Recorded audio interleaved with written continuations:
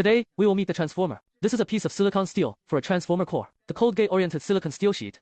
It's coated with insulation. Hundreds to hundreds of thousands of silicon steel sheets are superimposed to form an iron core. This is three-phase, three-column. The iron core 3 pillars refer to the 3 standing heart pillars.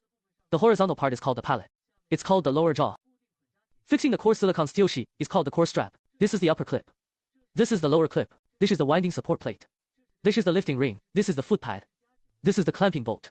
We wrap the layer of insulating paper on the 3 core pillars. Then an insulating cylinder is put on the outside of the insulating paper. We put the low voltage winding resistance on the insulating tube. Finally, the high voltage winding resistance is sheathed outside the low voltage winding resistance. There is a strut between the low voltage winding resistance and the insulating cylinder. The struts create a gap between the insulation cylinder and the low voltage winding resistance. These gaps can pass through insulating oil. This forms an oil channel. This rectangular block with slot is called interlayer pad. The interlayer spacer is stuck on the support strip through the card slot, so that each coil of the low voltage winding is separated. Therefore, an oil passage is also formed between the upper and lower coils of the low voltage winding. There is also an insulating tube between the high voltage winding and the low voltage winding. There are also struts and interlayer spacers on the insulating cylinder to form an oil passage. Between the upper end ring of the high voltage winding and the winding support plate is an insulating spacer.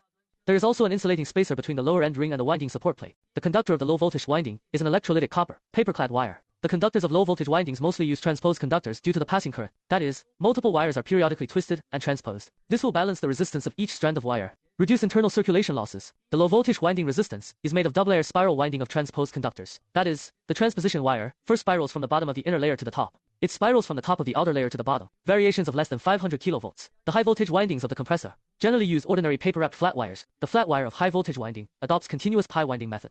The flat wire is first wound from the inside out into a cake, then move up. It wraps around the outside into a pie. So repeat this until these successive lines stack together. A high voltage winding is formed. Next, we install the lead brackets on the upper and lower. This is a high voltage winding lead bracket. This is a low voltage winding lead bracket. Here are the neutral and ground lead brackets. Then we lead out the wire joints of the high and low voltage winding resistance and the neutral point with leads. Low voltage winding resistance leads are connected to low voltage bush. The neutral point lead is connected to the neutral point sleeve. High voltage winding resistance wire connecting high voltage bushing in order to enable the transformer to adjust voltage in multiple gears.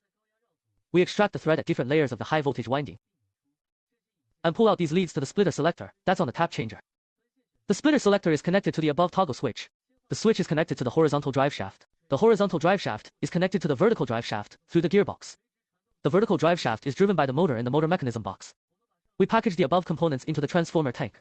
These are interfaced by heat sinks. These are insulating sleeves, socket joints. We mounted the casing to the tank through a raised socket. The neutral point casing in this fill belongs to low pressure casing.